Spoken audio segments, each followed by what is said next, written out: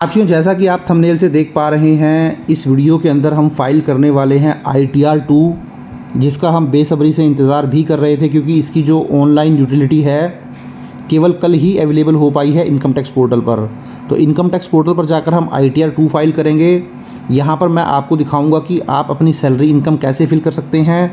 आपने share cell किए हैं जिस पे आपने STT पे किया है, मीन्स इक्विटी शेयर जिस पे आप STT पे करते हैं, जिसको आप सिंपली स्टॉक एक्सचेंज के थ्रू सेल परचेज करते हैं, नॉर्मली वही शेयर यहाँ पे आते हैं। और इक्विटी ओरिएंटेड म्यूचुअल फंड्स जो होंगे, तो जैसे आप शेयर सेल करते हैं, म्यूचुअल फंड का ट्रीटमेंट भी सेम वैसे ही रहता है, कोई दिक्कत वाली बात नहीं है।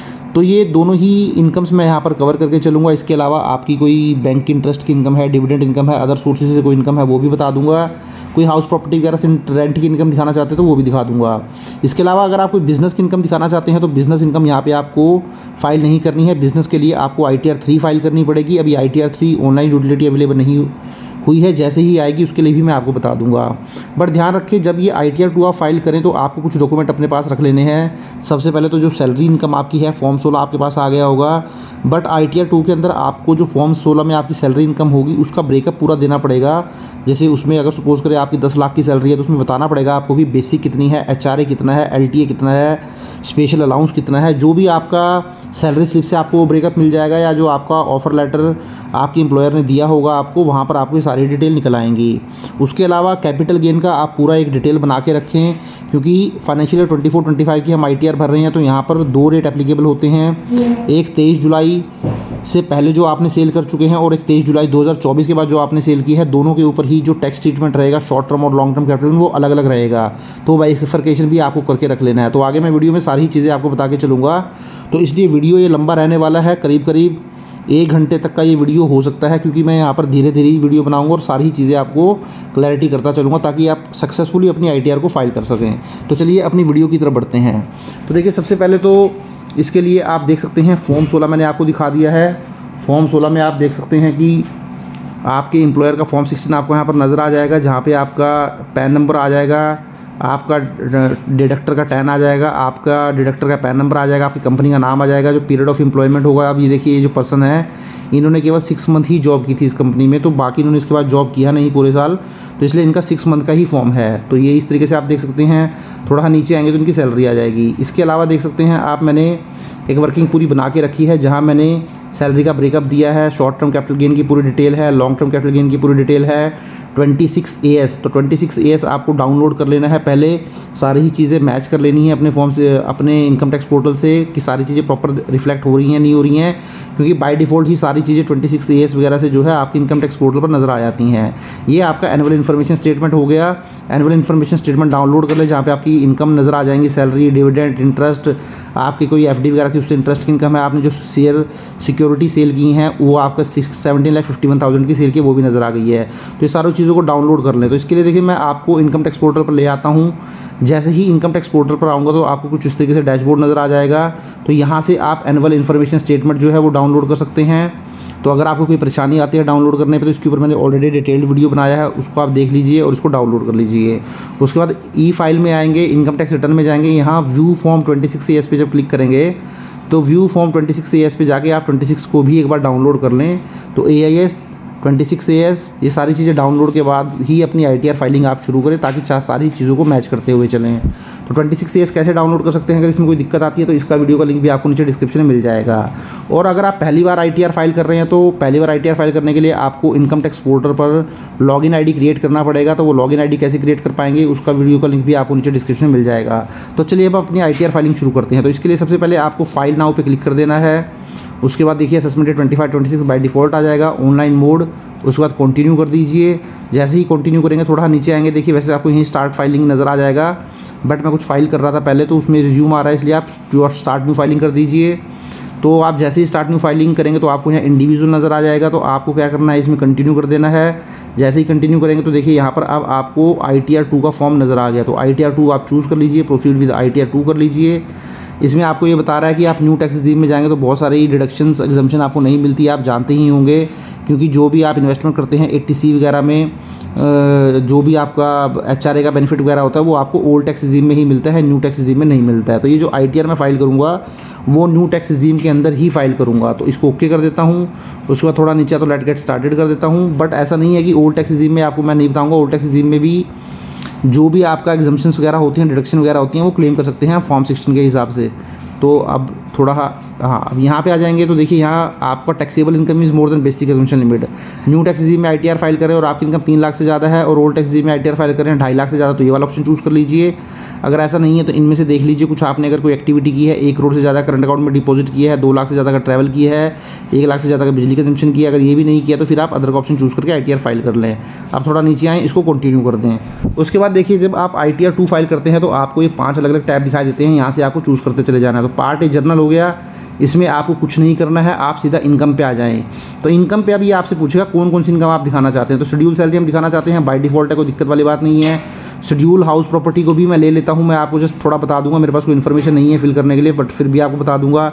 शेड्यूल कैपिटल गेन को आपको क्लिक करना पड़ेगा, शेड्यूल 112A को भी क्लिक करना पड़ेगा, क्योंकि दोनों ही शॉर्ट टर्म और लॉन्ग टर्म से रिलेटेड हैं। क्योंकि 112A के अंदर आप लॉन्ग टर्म कैपिटल गेन दिखाते हैं और शेड्यूल कैपिटल गेन में आप शॉर्ट टर्म कैपिटल गेन दिखाते हैं। और इसके अलावा अगर कोई प्रॉपर्टी, गोल्ड वगैरह, कोई और कैपिटल एसेट आपने सेल किए तो वो दिखानी पड़ती है। उसके बाद देखें शेड्यूल वीडी अगर आप दिखाना चाहते हैं, मीन्स वर्चुअल डिजिटल एसेट अगर आपने कोई सेल किया है, क्रिप्टो सेल किया है, तो इसको आप क्लिक करके इसको दिखा सकते हैं, अदरवाइज आप इसको छोड़ सकते हैं। तो चलो इसको भी मैं क्लिक कर लेता हूँ एक बार के लिए। अदर सोर्सेज की कोई आपकी इनकम है, उसके अलावा special income from specified person है, मीन्स अगर कोई आपका क्लबिंग वगैरह के प्रोविज़न आपके एप्लीकेबल होते हैं, या फिर आपकी स्पेसिफाइड पर्सन की इनकम है, जैसे कि आपका माइनर चाइल्ड हो गया, स्पाउस हो गया, वो आप ले सकते हैं। Income chargeable to special rate, तो आपका जो long term short term capital gain है वो चार्जेबल टू स्पेशल रेट ही होता है, तो आप इसको क्लिक कर दीजिए, क्योंकि स्पेशल रेट से उसके ऊपर लगता है टैक्स। उसके बाद डिटेल ऑफ एग्जम्प्टेड इनकम अगर आपकी कोई है तो इस पर क्लिक कर दीजिए। उसके बाद थोड़ा नीचे आएँ, उसके बाद ऐसा कोई इंपॉर्टेंट नहीं है, अब आप ऊपर आ जाएं। तो सारे शेड्यूल हमने देखिए एक एक करके सिलेक्ट कर लिए हैं। डिडक्शन में आ जाएं। डिडक्शन में जो डिडक्शन आप क्लेम करना चाहते हैं इस पर क्लिक कर दीजिए। सपोज अगर आप ओल्ड टैक्स रिजीम में जाएंगे तो शेड्यूल 6A पे क्लिक करेंगे तो आपको सेक्शन 80C से लेकर जितनी भी डिडक्शन मिलती है 80 तक सारी आ जाएंगी। उसके बाद 80D अगर मेडिक्लेम में लेना चाहते हैं, 80GG 80G ये सारी ही आपको चूज़ करनी पड़ेंगी अगर आप ओल्ड टैक्स रिजीम में अपनी आईटीआर फाइल कर रहे हैं। तो ओल्ड टैक्स रिजीम में आप देख लीजिए सारी जो भी आपके ऊपर एप्लीकेबल होती है वो आप देख सकते हैं। उसके बाद टैक्स में आ जाएँ, मैं कोई भी चूज़ नहीं कर रहा हूँ। उसका टैक्स में आ जाते हैं। टैक्स में पार्ट बी TI आप रहने दीजिए, पार्ट बी TTI ये भी रहने दीजिए। टैक्स पेड मैंडेटरी है, टैक्स डेफर्ड ऑन यूसर ये एप्लीकेबल नहीं होता है। अगर आप हटाना चाहते हैं तो उसको हटा सकते हैं, अदरवाइज कोई दिक्कत वाली बात नहीं है। बाकी 3 जो है हमारे मैंडेटरी हो जाएंगे। उसके बाद अदर में आ जाइए। अदर में शेड्यूल साइला हो गया। साइला का मतलब होता है करंट ईयर का जो लॉस आप कैरी फॉरवर्ड करते हैं, सेट ऑफ करते हैं। बाफला हो गया, ब्रॉड फॉरवर्ड लॉसेस होते हैं अर्लियर के। उसके बाद कैरी फॉरवर्ड ऑफ लॉसेस हो जाते हैं। शेड्यूल फिक्स्ड एसेट आपके ऊपर एप्लीकेबल होगा नहीं, छोड़ दीजिए। एमटी छोड़ दीजिए। शेड्यूल AMTC कंपटीशन आप रहने दीजिए। अब देखिए asset and liability at the end of the year. तो अगर आपको लगता है कि आपकी जो एसेट है आपके पास और लायबिलिटी है वो 1 करोड़ से ज़्यादा की है तो आप इसको चूज़ कर सकते हैं, क्योंकि वहाँ पे फिर आपको अपनी एसेट की डिटेल देनी पड़ेगी, क्या क्या एसेट आपके पास है 1 करोड़ से ज़्यादा। तो मेरे केस में नहीं है तो इसको भी इग्नोर कर देता हूँ। तो अब मैं देखिए सारे ही शेड्यूल हमने टिक कर दिए हैं। अब मैं इसको कंटिन्यू कर देता हूँ। तो देखिए जैसे ही आप इसको कंटिन्यू करेंगे आप स्किप कर दीजिए क्वेश्चन, इसी कोई ज़रूरत नहीं है। उसके बाद सबसे पहले देखिए आपको ये इन्फॉर्मेशन देगा कि आपका प्री फिल डेटा आपको नज़र आ जाएगा, तो आप सिंपली इसको ओके कर दीजिए। तो देखिए जैसे ही ओके करेंगे सबसे पहले आपको पार्ट जनरल इन्फॉर्मेशन नज़र आएगा, फिर शेड्यूल सैलरी आएगा, हाउस प्रॉपर्टी आएगा, कैपिटल गेन आएगा। देखिए जो शेड्यूल हमने वहाँ पर चूज़ किए होंगे सारे शेड्यूल एक एक करके यहाँ पर दिखा देगा। शेड्यूल कैपिटल गेन आ गया, 112A आ गया, VD आ गया, अदर सोर्सेज आ गया, साइला आ गया, बाफला आ गया। मीन्स जहाँ पर आपको लॉसेस हो जाते हैं तो लॉसेस के आपके सेट ऑफ हो जाते हैं। उसके बाद अगर कुछ लॉसेस आपके ऐसे होते हैं जो कि सेट ऑफ नहीं हो सकते, कैरी फॉरवर्ड करने पड़ेंगे, तो वो कैरी फॉरवर्ड हो जाते हैं। तो देखिए schedule losses to be carry forward for future year, यहाँ पर आपके लॉसेस कैरी फॉरवर्ड हो जाते हैं। ये वैसे क्लिक हो गया, मैं पीछे आ जाता हूँ।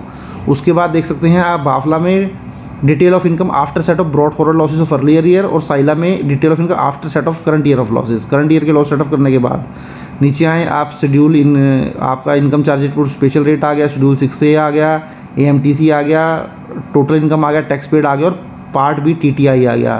तो इस तरीके से देखिए एक एक शेड्यूल सारे ही हम फिल करते हुए चलेंगे तो आपकी आईटीआर जो है वो फिल हो जाएगी। तो चलिए सबसे पहले हम बात करते हैं, हम क्लिक करते हैं पार्ट ए जर्नल इन्फॉर्मेशन के ऊपर। तो इसके ऊपर मैं क्लिक कर देता हूँ।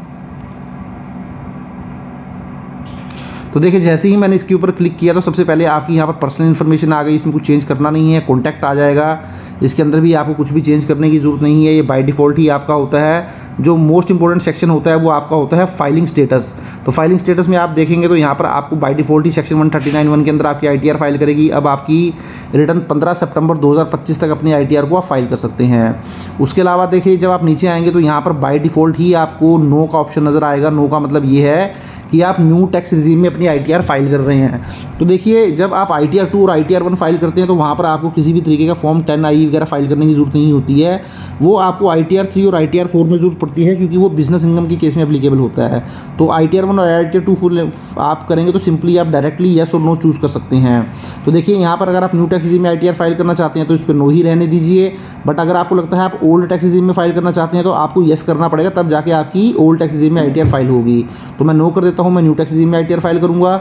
मैं नीचे आ जाता हूँ तो देखिए यहाँ से आपसे रेजिडेंशियल स्टेटस पूछेगा, तो आप यहाँ पे रेजिडेंट कर दीजिए।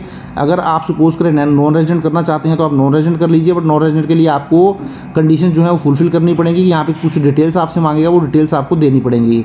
तो मैं अपने केस में जो है रेजिडेंट ही चूज़ कर लेता हूँ। उसके बाद यहाँ पे देख सकते हैं आपको ये वाला ऑप्शन चूज़ कर लेना है, you were in India for 182 days और मोर, क्योंकि रेजिडेंट वो पर्सन कहलाता है जो कि इंडिया के अंदर एक फाइनेंशियल ईयर में 182 डे से ज़्यादा रहा हो। तो 182 से ज़्यादा दिन रहे होंगे आप, तो आप रेजिडेंट की कैटेगरी में आ जाएंगे। तो नो है। उसके बाद whether you are an FI आप इसको नो कर दीजिए, तो ये आपके ऊपर एप्लीकेबल होगा नहीं। उसके बाद नीचे आएँ, क्या रिप्रेजेंटेटिव SSC की तरह फाइल की जा रही है, नो कर दीजिए। क्या आप डायरेक्टर थे कंपनी में फाइनेंशियल 24-25 में, अगर थे तो आप येस कर दीजिए, अगर नहीं थे तो आप नो कर दीजिए। अगर आप येस करेंगे तो कुछ आपसे डिटेल मांगेगा, वो डिटेल्स आपको यहाँ पे ऐड अंदर करके फुलफिल करनी पड़ेगी, तो नो कर दीजिए। अगर आप नहीं हैं, क्या आपने अनलिस्टेड इक्विटी शेयर होल्ड किए थे, अगर येस किए थे तो आपको यहाँ पे फर्दर को डिटेल मांगेगा, ऐड अंदर करके वो डिटेल देनी पड़ेगी, आप इसको भी नो कर सकते हैं। उसके बाद नीचे बैंक डिटेल एक बार आप ज़रूर चेक कर लें, आपका जो बैंक है वैलिडेटेड होना चाहिए रिफंड के लिए, तो वो आप एक बार चेक करके इसको जो है कंटिन्यू कर दें। अगर नहीं होगा तो बैंक वैलिडेट कैसे करना है इसके ऊपर भी ऑलरेडी डिटेल्ड वीडियो बनाया है, वीडियो का लिंक आपको नीचे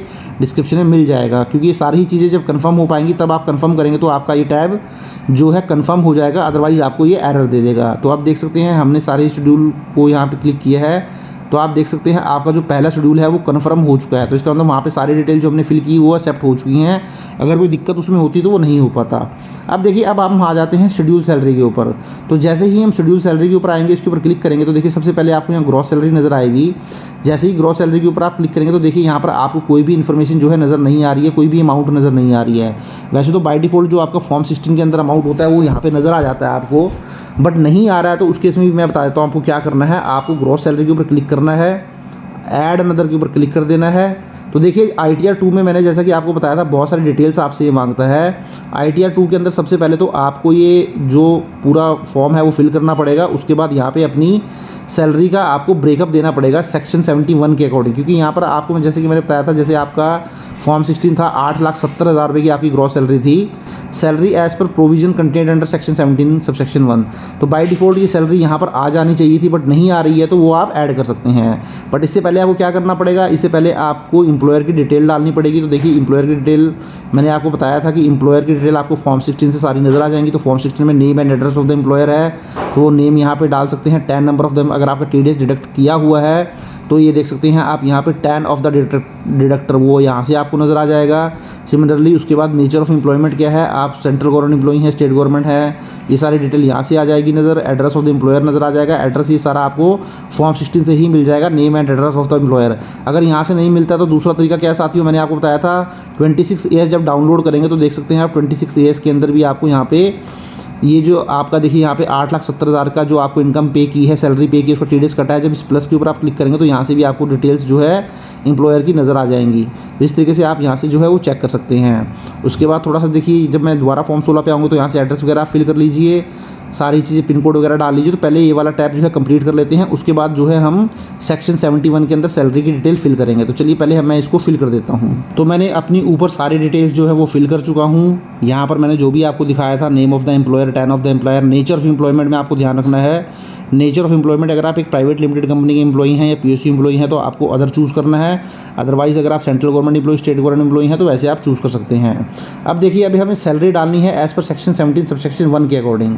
तो सेक्शन 17 सबसेक्शन 1 के अकॉर्डिंग मैंने आपको बताया था जैसे कि जो टोटल सैलरी थी आपको मैंने वो ये देखिए टोटल सैलरी हमारी थी 8,71,771। तो आप देख सकते हैं जो फॉर्म 16 इस एम्प्लॉय को इशू किया गया था, यहाँ पर आप एचआरए के एग्जम्पशन देख सकते हैं 1,22,732 है। तो जब मेरी इस एम्प्लॉय से बात हुई तो उसने ये बताया कि ये जो मैंने एचआरए यहाँ क्लेम किया था मीन्स वो सही तरीके से उसने नहीं दिखाया था, तो वो कॉन्फिडेंट नहीं था इस चीज़ को लेकर। तो मैंने उसको ये बताया था कि आप जो भी इनकम टैक्स के अंदर रिपोर्ट करें सही चीज़ रिपोर्ट करें, तो इसलिए वो इससे विड्रॉ कर गया और अब तभी वो न्यू टैक्स रिजीम में अपनी आईटीआर फाइल करना चाहता है। तो यहाँ पर इसलिए आप फॉर्म 16 में तो देखेंगे कि आपका एचआरए दिखाई देगा आपको, बट मैं न्यू टैक्स रिजीम में आईटीआर फाइल कर रहा हूँ तो वहाँ मुझे एचआरए का एग्जम्पशन जो है वो नहीं मिलेगा। तो इसलिए इसकी आईटीआर मैं न्यू टैक्स रिजीम में फाइल कर रहा हूँ। तो अब मैं देखिए तब जब दोबारा आऊँगा तो यहाँ पे सेक्शन 71 में 8,70,171 का जो है मुझे ब्रेकअप देना है ग्रॉस सैलरी का। तो यहाँ पे ऐड नदर पे क्लिक कर देता हूँ। तो ऐड नदर पे जैसे ही क्लिक करूँगा तो देखिए मुझे यहाँ पे ब्रेकअप मांगेगा सैलरी का। तो मेरी बेसिक सैलरी क्या है वो मुझे देनी पड़ेगी। तो इसके लिए भी देखिए मैं जो है इसके लिए भी मैं आपको ले आता हूँ अपने एक्सेल के ऊपर जहाँ मैंने पूरा ब्रेकअप बनाया हुआ है। आप देख सकते हैं यहाँ बेसिक 8,70,771 का ब्रेकअप है, जो कि आप 26 ईयर्स के अंदर देखेंगे तो आपको यहाँ नज़र आ जाएगी सैलरी 8,71,771, जिसके ऊपर 51,4,193 का टीडीएस कटा है। एआईएस में भी जाएंगे तो देखिए आप सैलरी आपको 8,70,771 की नज़र आ जाएगी। उसका डिविडेंड है, इंटरेस्ट फ्रॉम सेविंग बैंक है, डिपॉजिट से इंटरेस्ट है और sale of security and unit of mutual fund है 17,51,000 के। तो जब आप शॉर्ट टर्म कैपिटल गेन में आएंगे और लॉन्ग टर्म कैपिटल गेन में आएंगे, जब इसकी सेल वैल्यू का टोटल करेंगे तो आपकी सेल वैल्यू जो है इससे 17,51,000 से मैच हो जाएगी। अगर यहाँ से आपकी मैच नहीं भी होती है तो कोई दिक्कत वाली बात नहीं है, आप अपना जो ब्रोकर की स्टेटमेंट में दिखाया गया उसको दिखा देंगे तो वो आपका एक्चुअल ही होगा, तो उसको रिपोर्ट कर देंगे तो आपको कोई समस्या जो है वो नहीं रहने वाली है। तो देखिए यहाँ पर बेसिक सैलरी कितनी है 4,58,986। तो बेसिक सैलरी दिखा देते हैं 458,986। तो ये मेरी बेसिक हो गई। उसके बाद फिर ऐड नंबर कर लेते हैं। तो ऐड नंबर में यहाँ पे हम दिखा देते हैं, देख सकते हैं एचआरए हाउस रेंट अलाउंस। तो हाउस रेंट अलाउंस है 229,493, 229,493 ये मेरा हाउस रेंट अलाउंस है। उसके बाद फिर मैं ऐड नदर कर देता हूँ। तो जैसे ही ऐड नदर करूँगा तो देखिए फिर एक और आपसे पूछ रहा है, तो यहाँ मैं अदर अलाउंस दिखा देता हूँ। तो अदर अलाउंस में देखिए तीसरा क्या है, स्पेशल अलाउंस है 182,292 का। तो यहाँ पे हम 182,292 ये दिखा देते हैं। तो इस तरीके से आप देख सकते हैं 8,70,771। तो आपकी जो टोटल सैलरी आ चुकी है वो 8,70,771 आ चुकी है। तो आप थोड़ा नीचे आएँ, अगर आपको कुछ पर्क्स वगैरह मिले हैं सेक्शन 17 सबसेक्शन 2 के अकॉर्डिंग तो वो डाल दें, आपके फॉर्म 16 से मिल जाएंगे। Profit in due of salary section 17(3) वो भी आपके फॉर्म 16 से मिल जाएंगे। बट जनरली जो होता है ये जो फर्स्ट टाइम मैंने आपको दिखाया है सेक्शन 17 सेक्शन 1 के अकॉर्डिंग यही आपको अपने फॉर्म 16 में नज़र आएंगे डिटेल। अब थोड़ा आप नीचे आ जाएँ, नीचे आ जाएँ तो आपकी जो ग्रॉस सैलरी हो गई वो हो गई है 8,70,771 जो आपकी मैच हो गई है। आपके एआईएस में भी आप देखेंगे 8,70,771 है, आपके फॉर्म 60 के अंदर 26 ईयर्स के अंदर भी 8,70,771 है। तो अब मैं इसको सेव कर देता हूँ। तो देखिए आपकी सैलरी जो है वो सेव हो रही है। तो देखिए अगर आपने एक साल में 2 एम्प्लॉयर के पास काम किया होगा तो आप 2 एम्प्लॉयर की डिटेल आपको ऐड करनी पड़ेगी। तो ये तो एक एम्प्लॉयर की डिटेल हो गई जिससे आपकी सैलरी आ गई 8,70,771 रुपये। अब नीचे आप आएंगे तो बाय डिफ़ॉल्ट ही आपको 75,000 की डिडक्शन मिल गई है, देख सकते हैं आप 75,000 की, क्योंकि न्यू टैक्स रिजीम में आप जाएंगे तो आपको 75,000 की स्टैंडर्ड डिडक्शन मिल जाती है। तो देखिए जैसा कि मैं आपको बता रहा था 2 एम्प्लॉयर की डिटेल आपको ऐड करनी पड़ेंगी। तो आप देख सकते हैं आपका ये जो पहला एम्प्लॉयर है वो ऐड हो चुका है, आपके पहले एम्प्लॉयर की डिटेल आ चुकी हैं। अब थोड़ा जब आप नीचे आएंगे तो देखिए अब थोड़ा जब नीचे आप आएंगे तो देखिए यहाँ पे आपसे पूछेगा do you want to add more breakup values. Means आप दूसरा एम्प्लॉयर के पास भी अगर आपने काम किया है एक साल में या एक से ज़्यादा एम्प्लॉयर के पास काम किया तो आपको यहाँ ऐड अनदर करके यहाँ पर वो जो दूसरा एम्प्लॉयर होगा उसकी डिटेल्स भी आपको ऐड करनी पड़ेंगी। और जैसे कि मैंने आपको बताया था अगर आप एक प्राइवेट लिमिटेड कंपनी के एम्प्लॉई हैं तो आपको ये अदर वाला ऑप्शन चूज़ कर लेना है, या पीएसयू कंपनी के एम्प्लॉई हैं। उसके अलावा अगर आप सेंट्रल गवर्नमेंट एम्प्लॉई हैं, स्टेट गवर्नमेंट एम्प्लॉई हैं, पब्लिक सेक्टर अंडरटेकिंग है तो इसके लिए एक अलग से टैब आपको मिल जाएगा पब्लिक सेक्टर अंडरटेकिंग का। उसके बाद सेंट्रल गवर्नमेंट पेंशन है, स्टेट गवर्नमेंट पेंशन है, पीएसयू पेंशन है, अदर पेंशन है और अदर्स है। मीन्स जो प्राइवेट लिमिटेड कंपनी के एम्प्लॉइज़ होंगे उसके लिए आप अदर का ऑप्शन चूज़ कर सकते हैं। तो देख सकते हैं इस तरीके से आपको अगर ऐड करना है दूसरा एम्प्लॉयर तो आप ऐड कर सकते हैं। ये मैंने सिर्फ आपको दिखाने के लिए किया था। मैं इसको बैक कर लेता हूँ। तो जैसे ही बैक आऊँगा तो मेरी जो सैलरी है 7,95,000 आ चुकी है स्टैंडर्ड डिडक्शन का बेनिफिट मिलने के बाद। अब मैं इसको जो है कंफर्म कर देता हूँ। तो देखिए मेरा दूसरा टैब भी जब मैं इसको कंफर्म करूँगा तो कंफर्म हो जाएगा। तो आप ऊपर आएँ, आपका पहला टैब कंफर्म हो चुका है और जो शेड्यूल सैलरी वाला टैब है वो भी कंफर्म हो चुका है, जो कि मैंने अपनी एक्सेल सीट से इसको मैच कर लिया है। इस तरीके से आपको ब्रेकअप देना पड़ेगा। उसके बाद देखिए अब शेड्यूल ऑफ हाउस प्रॉपर्टी। तो देखिए शेड्यूल हाउस प्रॉपर्टी मुझे कुछ फिल करना नहीं है, फिर भी मैं आपको बता देता हूँ। आप यहाँ पे आएँ, आप शेड्यूल हाउस प्रॉपर्टी में जब आएंगे तो यहाँ हाउस प्रॉपर्टी क्लिक करें, ऐड अंदर करें। तो यहाँ पे सबसे पहले तो आपकी जो एड्रेस है प्रॉपर्टी का वो एड्रेस वगैरह पूरा फिल करना पड़ेगा, स्टेट फिल करना पड़ेगा। उसके बाद ओनर ऑफ द प्रॉपर्टी में चूज़ करना पड़ेगा, आप सेल्फ हैं, स्पाउस हैं, अदर हैं, ये सब चूज़ करना पड़ेगा। उसके बाद आपको रेशियो रखना पड़ेगा। इफ़ प्रॉपर्टी किसी के साथ अगर ओन्ड है तो येस करना पड़ेगा, नहीं तो नो कर दीजिए। उसके बाद यहाँ पर आपको अपनी इनकम देनी पड़ेगी रेंट की। सपोज आपको 25,000 रुपये महीने का रेंट आता है तो 3 लाख रुपये रेंटल वैल्यू हो जाएगी। तो इस तरीके से सारी डिटेल फिल करते चलिए, आपकी सारी डिटेल यहाँ आ जाएगी। उसके बाद देखिए सेक्शन 24B के अंदर अगर आप इंटरेस्ट ऑन बोरोड कैपिटल को क्लेम करना चाहते हैं तो यहाँ पे देखिए न्यू टैक्स रेजिम में आपको इंटरेस्ट ऑन बोरोड कैपिटल जो आप इंटरेस्ट पे करते हैं होम लोन के ऊपर, उसका बेनिफिट केवल तभी मिलता है अगर आपकी प्रॉपर्टी लेट आउट होती है। सेल्फ ऑक्यूपाइड के ऊपर आपको बेनिफिट नहीं मिलता है, और वो बेनिफिट आपको 2 लाख रुपये से ज़्यादा भी मिल जाता है जितनी आपकी रेंटल इनकम होती है। तो ऐड अनदर जब आप क्लिक करेंगे तो यहाँ पे आपको देखिए पूरी डिटेल देनी पड़ेगी लोन के इंटरेस्ट को क्लेम करने के लिए। लोन आपने जो लिया था वो बैंक से लिया था, अदर बैंक से लिया था, बैंक का नाम देना पड़ेगा, लोन अकाउंट नंबर देना पड़ेगा, सैंक्शन लोन की अमाउंट देनी पड़ेगी, डेट देनी पड़ेगी, उसका टोटल अमाउंट ऑफ लोन देनी पड़ेगी, कितना आउटस्टैंडिंग लोन था आपका 31 मार्च 2025 को, और इंटरेस्ट ऑन बोरोड कैपिटल कितना था 24B के अंदर। ये सारी डिटेल फिल करने के बाद जब आप सेव करेंगे तब जाके आपको जो इंटरेस्ट ऑन होम लोन की डिडक्शन है वो मिल पाएगी। तो देखिए ये नई चीज़ें अभी ऐड कर दी गई हैं इस फाइनेंशियल ईयर के अंदर। पहले ये चीज़ें आपसे नहीं मांगता था क्योंकि अभी गवर्नमेंट बहुत ज़्यादा स्ट्रिक्ट हो गई है इन सारी चीज़ों को लेकर, इसलिए गवर्नमेंट अब आपसे सारी ही डिटेल मांग रही है। इवन आपके लोन अकाउंट से रिलेटेड सारी इन्फॉर्मेशन आपको देनी पड़ेगी, तब आपको इंटरेस्ट ऑन होम लोन की डिडक्शन मिल पाएगी। तो न्यू टैक्स रेजिम में आपको इंटरेस्ट ऑन होम लोन की डिडक्शन तभी मिल पाएगी जब आपकी कोई रेंटल इनकम होगी। तो रेंटल इनकम अगर आपकी 2 लाख रुपये से ज़्यादा भी होगी और आपका इंटरेस्ट 2 लाख से ज़्यादा है तो वो आपको क्लेम कर सकते हैं, क्योंकि यहाँ पे ओल्ड टैक्स रेजिम की तरह 2 लाख की लिमिट एप्लीकेबल नहीं होती। अगर आपकी रेंटल इनकम सपोज 1 लाख रुपये ही होगी तो फिर उस केस में आपको जो इंटरेस्ट ऑन होम लोन होगा वो 1 लाख रुपये से ज़्यादा नहीं मिलेगा। बट कंडीशन ये है कि प्रॉपर्टी लेट आउट होनी चाहिए, सेल्फ ऑक्यूपाइड प्रॉपर्टी के ऊपर नहीं मिलता है न्यू टैक्स रेजिम में इंटरेस्ट का बेनिफिट। उसके बाद देख सकते हैं हम schedule capital gain, most important schedule capital gains पे अब हम आ चुके हैं। तो शेड्यूल कैपिटल गेन के ऊपर मैं क्लिक कर देता हूं। तो जैसे ही शेड्यूल कैपिटल गेन के ऊपर क्लिक करूंगा देखिए तो ये आप इसको ओके कर दीजिए, ज़्यादा दिमाग लगाने की इसमें ज़रूरत नहीं है। तो देखिए यहाँ पे आपको नज़र आ जाएगा short term capital gain, long term capital gain. तो सबसे पहले हम शॉर्ट टर्म कैपिटल गेन को दिखा लेते हैं। तो यहाँ पर मैं क्लिक कर देता हूँ। तो जैसे ही मैं यहाँ पे क्लिक करूँगा देखिए यहाँ पे आपसे पूछेगा क्या आपको short term capital sale of land और बिल्डिंग और बोथ है। तो यहाँ पर मैं सेल ऑफ लैंड और बिल्डिंग की बात नहीं कर रहा हूँ, मैं यहाँ बात कर रहा हूँ सेल ऑफ इक्विटी शेयर या unit of equity oriented mutual fund. तो आपने इक्विटी शेयर सेल किए हैं जिस पे आप एसटीटी पे करते हैं, मींस जो कि सेक्शन 111A के अंदर कवर हो जाता है। इसी तरीके से आपने इक्विटी ओरिएंटेड म्यूचुअल फंड भी सेल किए होंगे, तो दोनों का जो तरीका है वो सेम ही रहता है। तो आपको इस सेकंड वाले पे क्लिक कर देना है। उसके बाद यहाँ पे ऐड अनदर के ऊपर क्लिक कर देना है। जैसे ही ऐड अनदर करेंगे तो देखिए मैंने आपको बताया था यहाँ सेक्शन देखिए पूछ रहा है select section 100A for others. तो आपको यहाँ पे जो है सेक्शन 111A सिलेक्ट कर लीजिए, क्योंकि सेक्शन 111 जो है आपके ऊपर एप्लीकेबल होगा शॉर्ट टर्म कैपिटल गेन के लिए। अब देख सकते हैं आपको यहाँ बहुत सारी इन्फॉर्मेशन अब मांगी जा रही है। अब देखिए यहाँ पर 2 बाइफर्केशन कर दिए गए हैं। अब देख सकते हैं आप यहाँ पर 2 बाइफर्केशन कर दिए गए हैं। एक आपका कर दिया गया है whether transfer was made before 24 July 2024, whether transfer was made on और आफ्टर 23 जुलाई 2024। तो मैंने आपको स्टार्टिंग में भी बताया था कि जो टैक्स ट्रीटमेंट होगा इस ITR के अंदर 23 जुलाई से पहले कुछ और रेट था, 23 जुलाई के बाद कुछ और रेट था। वो मैं आपको प्रॉपर बताने वाला हूँ, जो ITR फाइल करके दिखाऊंगा, जो आपको एक्सेल शीट दिखाऊंगा, उसमें मैंने पूरी वर्किंग इस हिसाब से बना रखी है। तो देखिए सबसे पहले यहाँ पे आप थोड़ा सा जब इस साइड करेंगे इसको, इस साइड आएंगे जब हाँ थोड़ा जब आप इस साइड देखिए इसको करेंगे तो यहाँ पे आप देख सकते हैं, तो यहाँ पे आप देख सकते हैं आपको फुल वैल्यू ऑफ कंसिडरेशन देनी है, मींस यहाँ पर आप सेल वैल्यू दे देंगे। उसके बाद डिडक्शन अंडर सेक्शन 48 के अंदर परचेज वैल्यू दे देंगे। कॉस्ट ऑफ इंप्रूवमेंट इसमें कुछ होती नहीं है। एक्सपेंडिचर जो होते हैं तो देखिए यहाँ पर एक्सपेंडिचर आप सिक्योरिटी ट्रांजैक्शन टैक्स को छोड़कर जो भी खर्चा होता है आपकी ब्रोकर की स्टेटमेंट में आता है, आप सारा यहाँ पे दिखा दें तो आपका शॉर्ट टर्म कैपिटल गेन जो है वो कैलकुलेट हो जाएगा। तो इसके लिए सबसे पहले तो चलिए मैं आपका जो है आपको एक्सेल शीट के अंदर लेके चलता हूँ, जहाँ मैंने पूरा बाइफर्केशन जो है वो बनाया हुआ है। देखिए जब मैं एक्सेल कैलकुलेशन में आऊँगा तो यहाँ मैंने कैलकुलेशन कर रखी है शॉर्ट टर्म कैपिटल गेन की और लॉन्ग टर्म कैपिटल गेन की।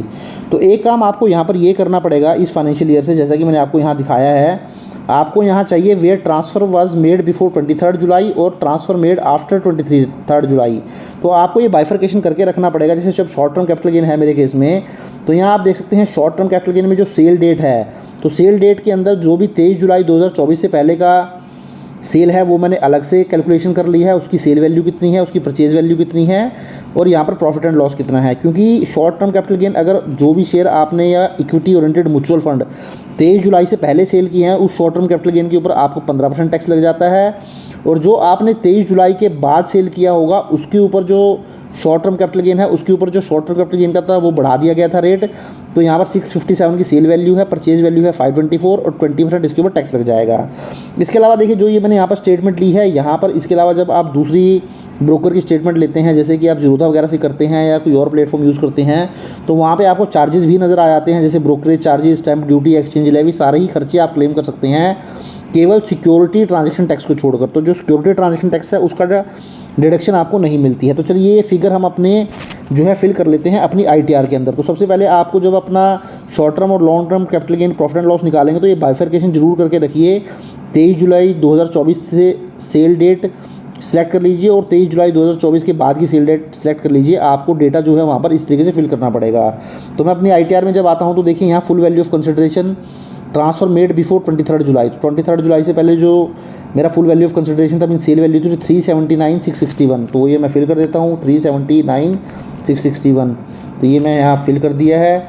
उसके बाद देखिए थोड़ा जब नीचे आऊँगा तो cost of indexation, cost of acquisition without index. तो कॉस्ट ऑफ एक्विजिशन में है 272,346। तो 272,346 की कॉस्ट है। तो आप देखेंगे जैसे ही कॉस्ट मेरी लेस होगी नीचे 1,07,315 का मेरा प्रॉफिट आ गया। तो इसके अलावा देखिए यहाँ पर आप जो खर्चा मैंने आपको बताया है, कुछ खर्चे आपके हैं ब्रोकरेज चार्जेस वगैरह, स्टैम्प ड्यूटी, एक्सचेंज लेवी, जो कि बिल्कुल होते हैं। केवल सिक्योरिटी ट्रांजैक्शन टैक्स आपको नहीं लेना है। जो भी आपका 2-4 हज़ार रुपये आप यहाँ पे सपोज करें 3,000 रुपये है, वो आप यहाँ 3,000 डाल के उसको लेस करवा सकते हैं। बट मैं यहाँ 0 ले लेता हूँ क्योंकि जो मुझे स्टेटमेंट प्रोवाइड की गई है इस पर्सन के द्वारा उसमें मुझे कहीं पर भी ये डिटेल नज़र नहीं आई है। तो अभी मैं इसको जो है इसको 0 करके चलता हूँ। बट आप इसको जो है कुछ ना कुछ फिगर आपकी ज़रूर मेंशन की होगी, वो आप यहाँ ज़रूर डाल दीजिए। तो यहाँ 1,07,315 की मेरी फिगर मैच हो गई। इसके ऊपर 15% टैक्स पे करना पड़ेगा। अब देखिए इसके बाद मैं देख लेता हूँ जो मैंने 23 जुलाई 2024 के बाद की सेल की है, तो उसकी डिटेल भी मैंने नीचे बना रखी है। तो देखिए ये सारी ही जो सेल है डेट आपको नज़र आएंगी, ये 23 जुलाई 2024 के बाद की नज़र आएंगी। यहाँ सेल वैल्यू है 657,202। तो यहाँ मैं फिल कर देता हूँ फिगर 657,202। ये मेरी सेल फिगर हो गई। परचेज फिगर है मेरी 524,769। 524,769 ये मेरी जो है परचेज फिगर है। अब थोड़ा सा आप नीचे आएंगे, देखिए यहाँ पर भी जो भी आपका खर्चा इससे रिलेटेड है वो आप फिल कर सकते हैं। अब थोड़ा नीचे आएंगे तो देखिए 1,32,434 का आपका यहाँ पर प्रॉफिट है। तो इस तरीके से दोनों ही प्रॉफिट, यहाँ पर जो प्रॉफिट है 132 का, इसके ऊपर 20% टैक्स आपको पे करना पड़ेगा। तो इस तरीके से आपका जो total short term capital gain है, अगर मैं दोनों को ऐड कर दूँ तो 239,749 है। अब मैं इसको सेव कर देता हूँ। देखिए 279,749 आपका एग्जैक्टली मैच हो गया। तो आप इसको सेव कर दीजिए। तो आपने जो शॉर्ट टर्म कैपिटल गेन की फिगर है वो यहाँ पर फिल कर दी है। तो जो डेटा है वो सेव हो रहा है। तो आप यहाँ देखेंगे आपको यहाँ फिगर भी नज़र आ जाएगी। तो देखिए आपका शॉर्ट टर्म कैपिटल गेन 239,749 नज़र आ रहा है। दूसरा आप एक चीज़ ये भी देखें, जैसा कि मेरा AIS था, तो AIS में जब आप आएंगे तो देखिए आपकी sale security unit of mutual fund 17,51,000 है। तो यहाँ अगर मैं आपको दिखाऊँ, मेरा शॉर्ट टर्म कैपिटल गेन की जो सेल वैल्यू थी 657 मेरी 23 जुलाई के बाद थी, और 23 जुलाई से पहले जो मेरी वैल्यू थी सेल वैल्यू 379 थी। इसमें मैं अगर ऐड कर दूँ लॉन्ग टर्म कैपिटल गेन की सेल वैल्यू तो 490 यहाँ से आ जाएगा, प्लस 23 जुलाई से पहले जो होगा वो यहाँ से आ जाएगा 2,24,000। तो इन चारों को अगर देखिए मैं ऐड कर देता हूँ तो 17,51,859 जो कि मेरे एनुअल इन्फॉर्मेशन स्टेटमेंट में भी नज़र आ रहा है। ये देख सकते हैं 17,51,859। तो 17 लाख AIS में आप आएंगे तो देखिए 17,51,859 की फिगर आपकी यहाँ पर भी मैच कर गई है। तो इस तरीके से आप जो है अपनी फिगर को एक बार चेक भी जरूर कर सकते हैं। बट जो आपका ज़्यादा रिलायबल डेटा रहेगा वो आपकी जो ब्रोकर की स्टेटमेंट है वही रहेगा। तो शॉर्ट टर्म कैपिटल गेन मैंने फिल कर लिया, मैं लॉन्ग टर्म कैपिटल गेन पे आ जाता हूँ।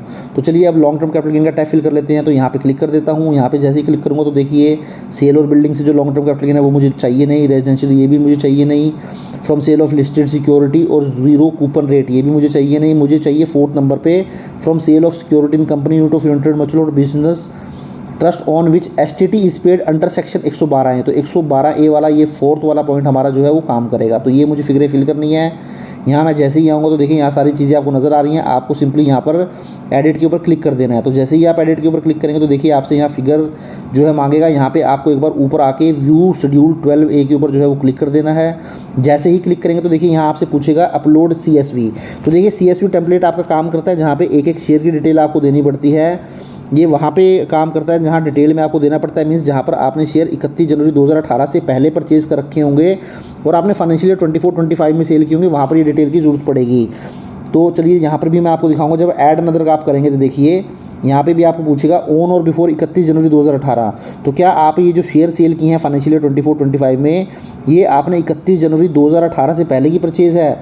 तो हमारे केस में 31 जनवरी 2018 से पहले की परचेज़ नहीं है, 2018 के बाद की परचेज़ है।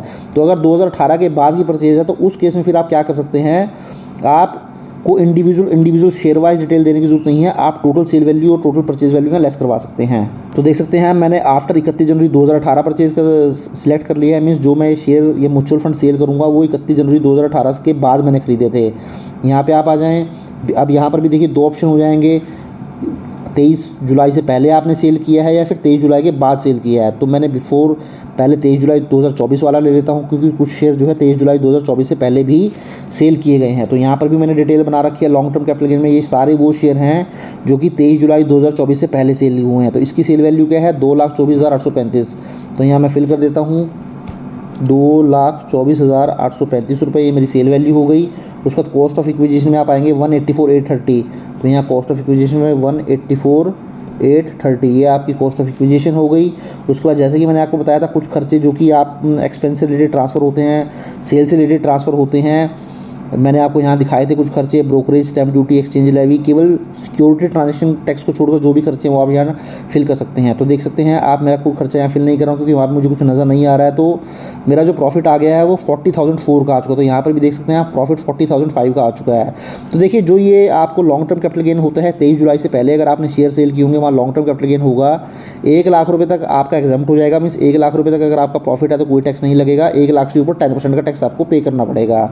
वहीं अगर मैं नीचे आ जाऊँ, अब मैं 23 जुलाई के बाद का देख लेता हूँ, तो इसको मैं सेव कर देता हूँ। तो देखिए फिगर आपकी जो है वो सेव हो जाएगी। तो ये आपकी फ़िगर सेव हो चुकी है, देख सकते हैं आप। आफ्टर 31 जनवरी 2018 बिफोर 23 जुलाई, ये सारी ही शीट आपकी यहाँ पर आ चुकी है। तो अब यहाँ पे आप ऐड अनदर कर लीजिए। तो ऐड अनदर पे जैसे ही क्लिक करेंगे तो दोबारा से आप जो ये आप शेयर या म्यूचुअल फंड सेल कर रहे हैं वो आफ्टर 31 जनवरी 2018 कर रहे हैं। अब यहाँ पे ऑन और आफ्टर 23 जुलाई ले लीजिए, क्योंकि जो शेयर आप सेल कर रहे हैं अब 23 जुलाई वाली फिगर आप लेंगे। तो 23 जुलाई के बाद की जो फिगर है देख सकते हैं आप, ये सारी जो फिगर्स हैं वो 23 जुलाई 2024 के बाद वाली ही फिगर है। तो इसकी जो सेल वैल्यू है, इसकी सेल वैल्यू है 490,161। तो यहाँ पर मैं ले लेता हूँ 4,91,161। Full value of consideration mean sale value होगी। कॉस्ट ऑफ इक्विजिशन आ गई है 386,744। तो 386,744 ये मेरी सेल वैल्यू आ गई है। तो आप देख सकते हैं आपकी जो नेट बेनिफिट आपको आ गया 1,03,417, 1,03,417। तो जो लॉन्ग टर्म कैपिटल गेन 23 जुलाई को के बाद आपने शेयर सेल किए हैं उसके ऊपर जो लॉन्ग टर्म कैपिटल गेन होता है उसके ऊपर 12.5% टैक्स लग जाता है। 1,25,000 से अगर ज़्यादा होता है तो 1,25,000 तक कोई टैक्स नहीं है, उसके ऊपर जो भी होगा उसके ऊपर 12.5 का टैक्स जो है वो लग जाएगा। तो आप इसको भी सेव कर दीजिए। तो ये वाली फिगर भी मेरी सेव हो जाएगी। तो आप देखेंगे तो दोनों ही फिगरें आपकी देख सकते हैं आपकी सेव हो चुकी है। यहाँ पे अगर मैं देखूँगा तो मेरा जो टोटल प्रॉफिट आ गया है देख सकते हैं 1,03,000 और 1,43,000। अब मैं इसको जो है वो कन्फर्म कर देता हूँ। तो दोनों ही प्रॉफिट जो है मेरे आ चुके हैं। अब देख सकते हैं आप बिफोर 23 जुलाई और ऑन और आफ्टर 23 जुलाई। तो इस तरीके से मेरा ये प्रॉफिट है। अब मैं इसको जो है वो सेव कर देता हूँ। तो मेरा टोटल प्रॉफिट 1,43,000 है, जिसमें बिफोर 23 जुलाई मेरा है 40,000 और आफ्टर 23 जुलाई है मेरा 1,03,000 रुपये। तो अब मैं इसको सेव कर देता हूँ। तो देखिए आप मेरा सारा ही प्रॉफिट जो है यहाँ पर भी सेव हो चुका है। तो आप देख सकते हैं total short term capital gain 239 था, लॉन्ग टर्म कैपिटल गेन 143 था। इस तरीके से आपका जो टोटल कैपिटल गेन था शॉर्ट टर्म और लॉन्ग टर्म मिला के वो 383 हो चुका है। अब आप नीचे आए इसको कंफर्म कर सकते हैं, बट कंफर्म करने से पहले इन्फॉर्मेशन अबाउट एक्रूवल या रिसिप्ट ऑफ कैपिटल गेन एक बार ज़रूर देख लीजिए, क्योंकि अगर आप ये नहीं देंगे तो आपको दिक्कत आएगी। आपका जो है लास्ट में आगे काम अटक जाएगा, आपकी रिटर्न सेव नहीं नहीं हो पाएगी। तो देखिए यहाँ पे आपको क्या देना है, आपको यहाँ पर ब्रेकअप देना पड़ेगा कि जो आपको शॉर्ट टर्म कैपिटल गेन हुआ है वो किस पीरियड के बीच में हुआ है। 15 जून तक कितना हुआ है, 16 सितंबर जून से 15 सितंबर कितना हुआ है, सितंबर से 15 दिसंबर कितना हुआ है, 16 दिसंबर से 31 मार्च तक कितना हुआ है। तो देखिए short term capital gain at the rate of 15%, short term capital gain taxable at the rate of 20%, short term capital gain taxable at the rate 30%, short term capital gain नीचे आ जाएं आप यहाँ पे long term capital gain taxable at the rate of 10%, long term का taxable at the 12.5%, enter value from, ये सारी ही देख सकते हैं आप, जो भी आपके ऊपर शॉर्ट टर्म और लॉन्ग टर्म एप्लीकेबल है यहाँ पे आपको उसका ब्रेकअप देना पड़ेगा। तो चलिए हम यहाँ पे एक बार ब्रेकअप देने की कोशिश करते हैं। तो चलिए अब हम यहाँ पर अपनी फिगर्स को मेंशन कर देते हैं। तो सबसे पहले तो देखिए शॉर्ट टर्म कैपिटल गेन पे 15% रेट लगता है और 20% लगता है। तो जो मेरा 15% है, अगर आप आएंगे शॉर्ट टर्म कैपिटल गेन पे, जो मेरा 23 जुलाई से पहले है उसके ऊपर 15% का रेट लगता था। तो इसमें आप देखना पड़ेगा, आपको बाइफर्केशन करना पड़ेगा कि 15 जून तक आपका कितना है, 16 सितंबर से 15 सितंबर कितना। तो ये डेट वाइज आपको बाइफर्केशन करना पड़ेगा कि अगर आप इतनी मेहनत नहीं करना चाहते हैं तो आप क्या करें, ये पूरा का पूरा प्रॉफिट 1,07,315 आप अप टू 15 जून तक ही फिल कर दें सारा। 1,07,315 सारा प्रॉफिट यहीं डाल दें अगर आप ज़्यादा मेहनत नहीं करना चाहते हैं। अदरवाइज़ आपको यहाँ डेट वाइज जो है ब्रेकअप बनाना पड़ेगा। 15 जून तक कितना है, 16 सितंबर से 15 सितंबर, 16 जून से 15 सितंबर वो अलग बनाना पड़ेगा। तो आपको इस तरीके से काम करना पड़ेगा। तो ये आपका शॉर्ट टर्म कैपिटल गेन है। उसके बाद जो 20% लगता है, देखिए 20% लगता है 23 जुलाई के बाद। तो आप देख सकते हैं ये 20% वाला जो प्रॉफिट है 1,32,434 है। तो जो ये 1,32,434 है, तो देख सकते हैं आप यहाँ पे 16 जून से 15 सितंबर तक जो भी है। तो अगर आपको लगता है कि आपको पूरा ब्रेकअप देना चाहिए तो पूरा ब्रेकअप दे लीजिए। देखिए आप पूरा ब्रेकअप देने जाएंगे तो आपको यहाँ लास्ट तक आपको ब्रेकअप देना पड़ेगा। ये 16 मार्च, 31 मार्च, 16 दिसंबर से 15 मार्च। तो अगर आप इसे बचना चाहते हैं, इतनी मेहनत नहीं करना चाहते हैं, वैसे अगर दे देंगे तो बहुत अच्छी बात होगी। अगर नहीं देना चाहते हैं तो आप ऐसा कीजिए, 16 सितंबर से 15 सितंबर में पूरा ही प्रॉफिट 1,32,434 यहाँ पे फिल कर सकते हैं। 1,32,434 आप यहाँ पे फिल कर लीजिए। तो आपने जो शॉर्ट टर्म कैपिटल गेन था वो आपने देखिए यहाँ पर पूरा फिल कर दिया है, 1,07,000 और 1,32,000। उसके बाद हम आते हैं लॉन्ग टर्म कैपिटल गेन के ऊपर। तो लॉन्ग टर्म कैपिटल गेन के लिए देख सकते हैं आप short term capital gain full कर दिया है। अब हम आते हैं लॉन्ग टर्म कैपिटल गेन। तो देखिए लॉन्ग टर्म कैपिटल गेन के दो रेट थे, एक 10% का था, एक 12.5% का था। तो जो 10% वाला है आपको यहाँ मेंशन कर देना है। तो यहाँ पे देखिए 10% में जो आपको प्रॉफिट था वो कितना था, 40,004 रुपये का। तो आप ऐसा कर सकते हैं, इसको भी आपको पूरा देखना पड़ेगा, बट आप ज़्यादा मेहनत नहीं करना चाहते तो आप 40,004 जो है यहाँ पर मेंशन कर सकते हैं। उसके बाद लॉन्ग टर्म कैपिटल गेन 12.5% वाला आएगा। तो 12.5% वाला जो लॉन्ग टर्म कैपिटल गेन है वो यहाँ पे आएगा, जो कि 1,03,417 है। तो आप इसको यहाँ पर 1,03,417 को यहाँ पर मेंशन कर दीजिए। तो ये वाला शेड्यूल भी आपको फिल करना पड़ेगा, अदरवाइज़ आपको लास्ट में एरर आएगा। तो अब आप इसको कन्फर्म कर दीजिए। तो देखिए मेरा शेड्यूल जो है वो कन्फर्म हो चुका है। तो देखिए मैंने जनरल इन्फॉर्मेशन कन्फर्म कर ली, शेड्यूल सैलरी कन्फर्म कर लिया, हाउस प्रॉपर्टी कन्फर्म कर लिया, कैपिटल गेन कन्फर्म कर लिया। अब शेड्यूल 112 है। ये लॉन्ग टर्म कैपिटल गेन का ही शेड्यूल होता है जिसको हम ऑलरेडी फिल कर चुके हैं। इसमें आपको कुछ नहीं करना है। देखिए हम ऑलरेडी यहाँ पे अपना प्रॉफिट दिखा चुके हैं। बिफोर 23 जुलाई कितना था, आफ्टर 23 जुलाई कितना था। आप यहाँ पर भी आएंगे तो देखिए आपका जो प्रॉफिट था टोटल, ये प्रॉफिट था आपका 1,43,000। तो आपको कुछ नहीं करना, सिंपली इसको कंफर्म कर देना है। तो क्योंकि आप ये ऑलरेडी ही ऊपर शेड्यूल में ये काम कर चुके हैं, तो आपका ये वाला शेड्यूल भी देख सकते हैं आप कंफर्म हो चुका है। अगर आप शेड्यूल वीडीए आपका कुछ है तो शेड्यूल वीडीए पे आप क्लिक करें, आप इसको कंफर्म कर लें। अगर आपने कोई वर्चुअल डिजिटल एसेट वगैरह जो सेल की है तो आपको यहाँ ऐड नज़र करके अपना डेट ऑफ एक्विजिशन क्या थी, डेट ऑफ ट्रांसफ़र क्या थी, सेल वैल्यू वगैरह जो है आप एक्विजिशन वैल्यू आप कर दें और आप इसको सेव कर लें। तो अगर मैं अपने शेड्यूल में आता हूँ, देख सकते हैं आप AIS में आता हूँ मैं, तो आप यहाँ पे देखेंगे यहाँ पे इस तरीके का कोई भी ट्रांजैक्शन नहीं है। अगर आपका कुछ ट्रांजैक्शन है तो आप यहाँ मेंशन कर दीजिए, कॉस्ट ऑफ इक्विजिशन क्या थी, क्या सेल वैल्यू थी, आपका प्रॉफिट आ जाएगा। तो आप देख सकते हैं यहाँ पे जो आपका आएगा income under the to be tax, capital gain के अंदर ये जो है वो टैक्स हो जाएगा। तो आप इसको सेव कर दीजिए।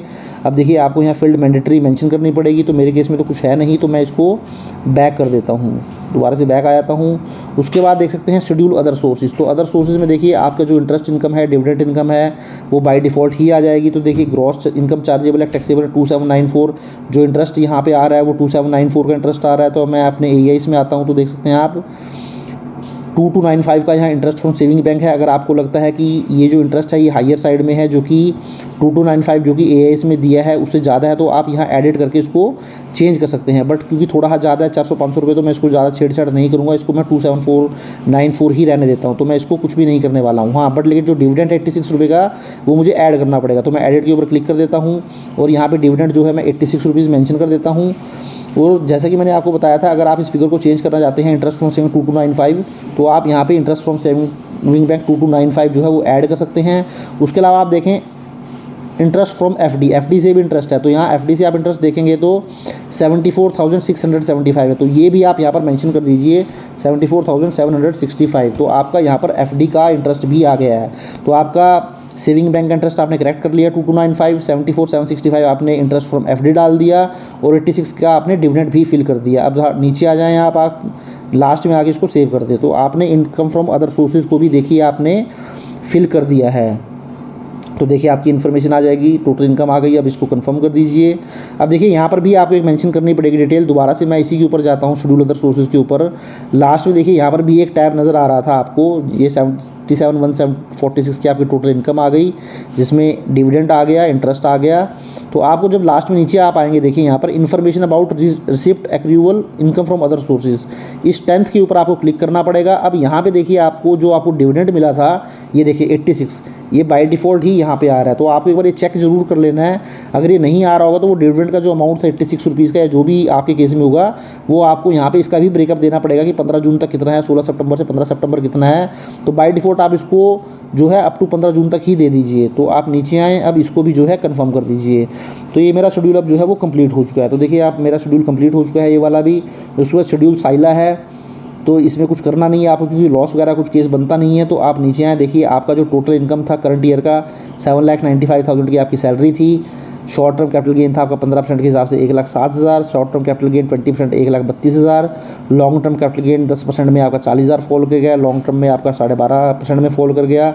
Other income 77,146। इस तरीके से आप देख सकते हैं आपकी जो टोटल इनकम थी, इस तरीके से आपकी टोटल इनकम आती चली गई। हाउस प्रॉपर्टी में कोई आपका लॉस था नहीं। अगर कोई इंटरेस्ट वगैरह होता तो बाय डिफ़ॉल्ट ही यहाँ पर ही एडजस्ट हो जाता। तो बेसिकली ये जो कॉलम है, ये सेट ऑफ या एडजस्टमेंट का कॉलम है। मीन्स जो करंट ईयर की आपकी इनकम आई, उस इनकम से जो जो लॉस ऑटोमेटिकली सेट ऑफ होने होंगे। जैसे अगर कोई हाउस प्रॉपर्टी का लॉस होता तो सैलरी से एडजस्ट हो जाता ऑटोमेटिकली, क्योंकि हाउस प्रॉपर्टी का जो लॉस है वो सैलरी से एडजस्ट हो जाता है। तो क्योंकि लॉस कुछ था नहीं तो यहाँ पे एडजस्ट नहीं हो रहा है। इसी तरीके से कुछ और लॉस होंगे तो यहाँ पे आप देखेंगे, यहाँ पे आप लास्ट में आप आएंगे तो देख सकते हैं आप यहाँ पे net loss from other sources, अगर कुछ और सोर्सेज से लॉस होंगे तो वो आ जाएंगे। और नेट यहाँ पे आपका करंट ईयर इनकम आ जाएगी, जो आपका करंट ईयर का लॉस होगा उसको एडजस्ट करने के बाद। तो मेरे केस में कोई लॉस नहीं है, इसलिए मैंने इसको कंफर्म कर देता हूँ, कोई भी लॉस एडजस्टमेंट मेरे केस में नहीं है। तो बेसिकली जो आपका ये वाला शेड्यूल होता है CYLA, detail of income after set of current year losses, यहाँ पे आपके जो करंट ईयर के लॉस होते हैं वो आपकी करंट ईयर की इनकम से एडजस्ट हो जाते हैं। तो सेट ऑफ और एडजस्टमेंट हो जाते हैं लॉसेज यहाँ पर। उसके बाद बाफला हम कर लेते हैं। तो बाफला में देखिए, बाफला में मेरी सारी वही इनकम आ जाएगी। Brought forward losses set of 2, कुछ नहीं है ऐसा, कुछ भी ऐसा नहीं है यहाँ पे। तो आप इसको भी नीचे आएँ, उसको भी कंफर्म कर दें। तो ये भी मेरा कंफर्म हो जाएगा। उसके बाद शेड्यूल CFL में आए, तो CFL में भी ऐसा कोई कैरी फॉरवर्ड वाला लॉस नहीं है, देख सकते हैं आप। नीचे आएँ और देखिए total loss carry forward for future year, तो ऐसा कुछ नहीं था मेरे केस में। तो मैं इसको अब कंफर्म कर दूंगा। तो मेरा ये जो शेड्यूल है ये भी कंफर्म हो गया। देखिए अब शेड्यूल SI आ जाइए, income chargeable to tax at special rate. तो जो स्पेशल रेट से टैक्स लगने वाला है, तो यहाँ पे बाय डिफ़ॉल्ट ही दिखा देगा, देख सकते हैं आप। यहाँ पे शॉर्ट टर्म कैपिटल गेन था आपका, इसके ऊपर इसने टैक्स लगा दिया 1,07,000, जो कि शॉर्ट टर्म कैपिटल गेन था, जो कि आपका 23 जुलाई से पहले था। उसके ऊपर टैक्स लग गया है 16,097 रुपये का। 1,07,000 के ऊपर जो टैक्स लगाया है वो 15,000 रुपये का टैक्स लगाया है। उसके बाद देख सकते हैं आपका 23 जुलाई के बाद जो भी सेल हुआ उसके ऊपर 20% टैक्स लग जाएगा। तो 1,32,000 के ऊपर 26,000 टैक्स लग गया 20%। उसके बाद आप नीचे आएंगे, देख सकते हैं आप। नीचे अगर आएंगे आप देखें लॉन्ग टर्म कैपिटल गेन, तो जो कि आपने 23 जुलाई से पहले सेल किया है, तो लॉन्ग टर्म कैपिटल गेन, तो उसके ऊपर टैक्स लग गया 1,842 रुपये का, जो कि। और थोड़ा नीचे आएंगे तो लॉन्ग टर्म कैपिटल गेन 23 जुलाई के बाद जो आपने सेल किया है उसके ऊपर जो है कोई टैक्स नहीं लगा है, क्योंकि कोई टैक्स इसके ऊपर नहीं लगेगा, क्योंकि यहाँ पर 1,25,000 तक कोई टैक्स नहीं है। तो नीचे आ जाएँ, नीचे आएँ आप।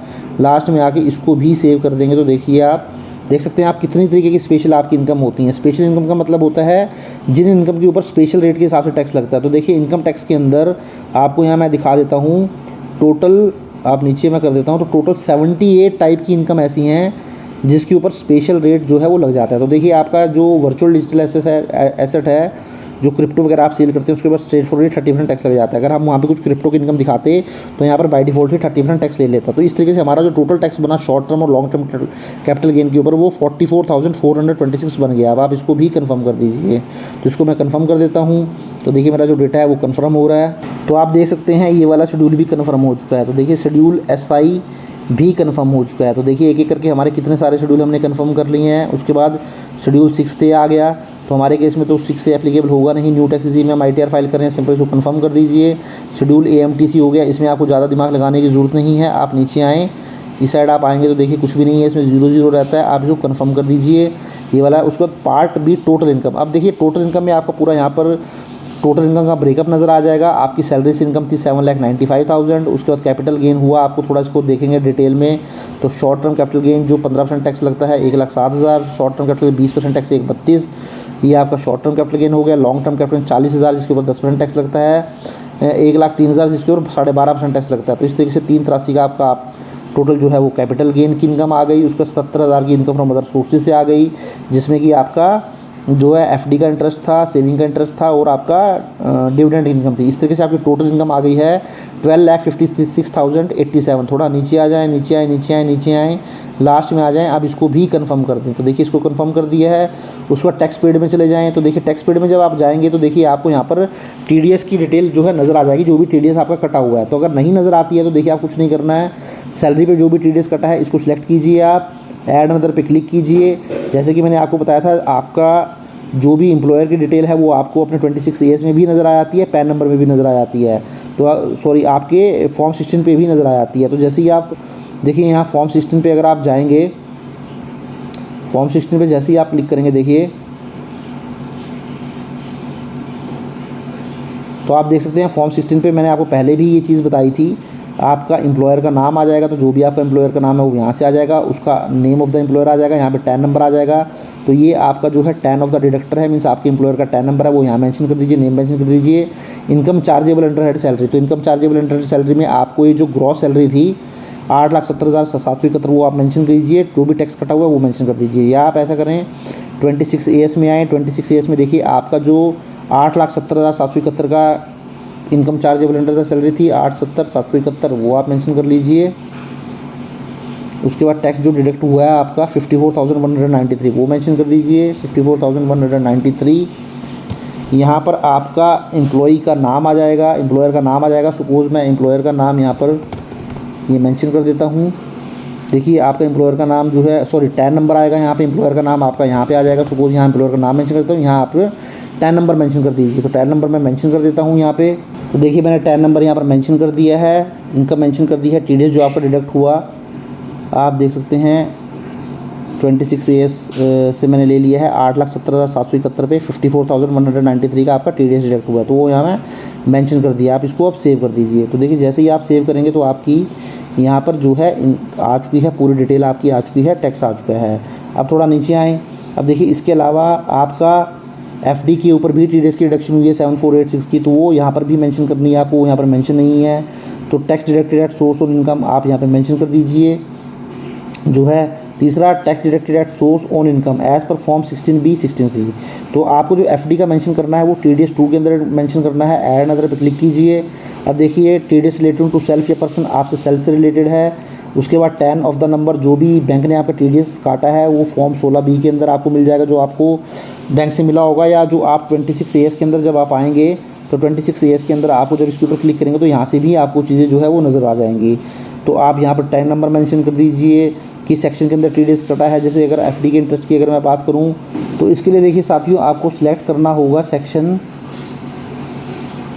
194A interest other than interest on securities, तो ये वाला सेक्शन सेलेक्ट करना होगा। इसके अंदर ही आपका जो TDS है वो बैंक के द्वारा डिडक्ट किया जाता है। तो ये मैंने सेलेक्ट कर लिया है। थोड़ा नीचे आएंगे, अनक्लेम TDS कुछ है तो आपका इसको कुछ नहीं है, आप इसको छोड़ दीजिए। अनक्लेम TDS ब्रॉड फॉरवर्ड आप देख सकते हैं, यहाँ पे आप आएँ तो फाइनेंशियल 23-24 से छोड़ दीजिए। आप TDS करंट ईयर का जो है वो मेंशन कर दीजिए। जैसे करंट ईयर का TDS आपका है 7468, तो 7468 का आपका करंट ईयर का TDS है वो मेंशन कर दीजिए। वैसे आपको ये बाय डिफ़ॉल्ट सारी चीज़ें वहाँ पे नज़र आ जाएंगी, बट स्टिल जो है आप इसको अगर नहीं आपको नज़र आती हैं तो आप मेंशन कर सकते हैं। क्लेम्ड हाउस इसको आप छोड़ दीजिए, स्पाउस के हैंड में कुछ नहीं है। आप नीचे आ जाएँ, कोरस्पॉन्डिंग विड्रॉल ऑफर देखिए अभी ये क्या था आपका 74,675, तो 74,675 के ऊपर आपका TDS कटा था। यहाँ पे आप जो सिलेक्ट करेंगे वो आप income from other sources select करेंगे। उसके बाद 746 अब ये आपको एक एरर दे रहा है, claimed in own hands column 9 shall be more than 0, तो आप देख सकते हैं कॉलम 9 के अंदर हमें 0 करना पड़ेगा। कॉलम 9 हम ऊपर आ जाते हैं, देखिए तो देखिए आपको यहाँ पे मेंशन करना पड़ेगा TDS credit being claimed this year only corresponding income is being offered for tax. This year not applicable if TDS deducted relation from 144N। तो क्लेम्ड इन ओन हैंड में यहाँ पे आप सेम अमाउंट मेंशन कर दीजिए 67468। तो आप यही सेम फिगर यहाँ पर भी मेंशन कर दीजिए। उसके बाद देख सकते हैं आप, देखिए थोड़ा नीचे आएंगे, आप उसको सेव कर देना है। तो यहाँ पे देखिए एरर दे रहा है, यहाँ पे आपको टैन नंबर मेंशन करना पड़ेगा। तो यहाँ मैं टैन नंबर जो है मेंशन कर देता हूँ।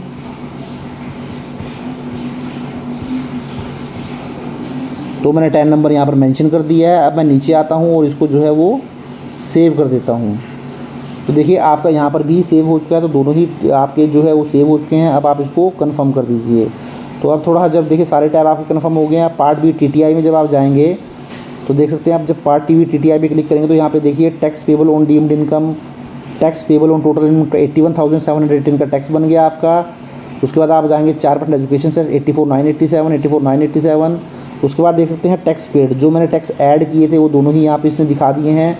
टोटल देखिए हमारा जो टैक्स था 54 का ये था, 57,468 का ये था, टोटल 61,000 का टैक्स बना था। अभी भी अमाउंट पेबल 25,330 आ रही है। तो आप यहाँ जाकर पे नाउ के ऊपर क्लिक करके इसको पे कर दीजिए। तो पे करने के बाद वो चालान जो है आपको ऐड करना पड़ेगा। जैसे ही आप एक बार इसको पे कर लेंगे यहाँ पे नाउ पे जाके, अगर आप इसको पे नाउ पे जाके पे नहीं करना चाहते, अलग से सेल्फ असेसमेंट टैक्स पे करना चाहते हैं, तो उसके ऊपर भी मैंने ऑलरेडी डिटेल्ड वीडियो बनाया है। वीडियो का लिंक आपको नीचे डिस्क्रिप्शन में मिल जाएगा। तो देखिए जैसे ही आप इसको पे कर लेंगे, आपको क्या करना है, 25,330 का टैक्स जैसे ही आपने पे किया, आपको बैक टू समरी आ जाना है। बैक टू समरी पे आके देखिए आपको जो टैक्स पेड की डिटेल थी इसके ऊपर क्लिक करना है। यहाँ पे आपको advance tax self assessment tax के ऊपर क्लिक करना है, ऐड अंदर के ऊपर क्लिक करना है। यहाँ पे आपको BSR कोड मेंशन कर देना है। 7 डिजिट का BSR कोड होता है। डेट ऑफ डिपॉजिट में सपोज आज की डेट मेंशन करेंगे। उसके बाद सीरियल चलान नंबर जो है आप मेंशन कर दीजिए और यहाँ पे 25,330 समथिंग जो है आपका टैक्स था वो आप यहाँ मेंशन कर दीजिए और सीरियल नंबर ऑफ चलान जो है आप यहाँ पर मेंशन कर दीजिए।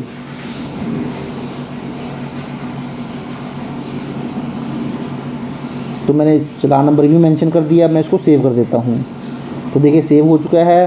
तो आप यहाँ पे आएंगे तो आपका जो टोटल टैक्स है आप देखेंगे आपका 2530 का वो चलान ऐड कर दिया। अब आप इसको कंफर्म कर दीजिए। दोबारा आप नीचे आएंगे, पार्ट TTI में आप जाएँ तो आप देख सकते हैं, आप जब नीचे आएंगे तो आपका सारा टैक्स पे हो चुका है। अब आपका 4 रुपये रिफ़ंड बन गया है क्योंकि मैंने वो जो है वहाँ पे चलान ऐड कर दिया है। अब आप इसको कंफर्म कर दें। कंफर्म करने के बाद देखिए प्रोसीड टू वेरिफिकेशन पे चले जाएँ।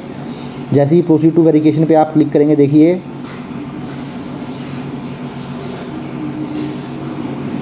तो देखिए यहाँ पे आपको ये पूछेगा, आपको चेक बॉक्स के ऊपर क्लिक करने के बाद नीचे आने के बाद इसको प्रोसीड टू वैलिडेशन कर देना है। तो इस तरीके से आप अपनी ITR को फाइल कर लें और अपनी जो भी 30 डेज़ के अंदर आप अपनी इनकम टैक्स को E-वेरीफाई कर सकते हैं, अपनी इनकम टैक्स की को E-वेरीफाई भी करा लें। तो आई होप वीडियो आपको अच्छा लगा होगा। वीडियो अच्छा लगा लाइक करें, शेयर करें और चैनल पर फर्स्ट टाइम विजिट किया चैनल को जरूर सब्सक्राइब कर लें। Thank you very much, have a nice day, take care.